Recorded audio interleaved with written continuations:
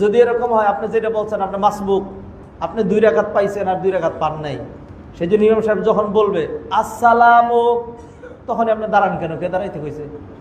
আপনি ইমাম সাহেব 2 সালাম ফিরাইয়া শেষ করলে তারপরে দাঁড়াবেন, 2 সালাম ফিরাইয়া। কারণ হানাফি মাযহাব অনুযায়ী 1 সালাম ফিরাইয়া তারপরে সাজদা সাহু দেয়, ঠিক আছে?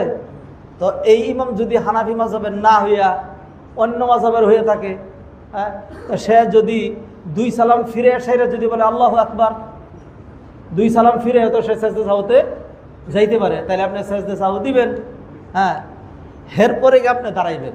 এই জন্য আপনি কখন দাঁড়াবেন বলে দিচ্ছি, লুক এট মি। ইমাম সাহেব বললেন আসসালামু আলাইকুম ওয়া রাহমাতুল্লাহ, আসসালামু আলাইকুম ওয়া রাহমাতুল্লাহ, এইবার আপনি দাঁড়ান ধীরে ধীরে। দাঁড়াইয়া, হ্যাঁ, আপনার বাকি যে নামাজটা পড়বেন ওইখানে যদি এমন কোনো ভুল করেন যে সাজদা সাহু লাগে, তাইলে আপনার সাজদা সাহু দিতে হবে। আর যদি আগেরটার হিসাব মা আলাইক আলাল ইমাম, আগেরটা আপনার উপরে না, সেটা কার উপরে? ইমামের উপরে। বুঝছেন নাকি বুঝেন নাই?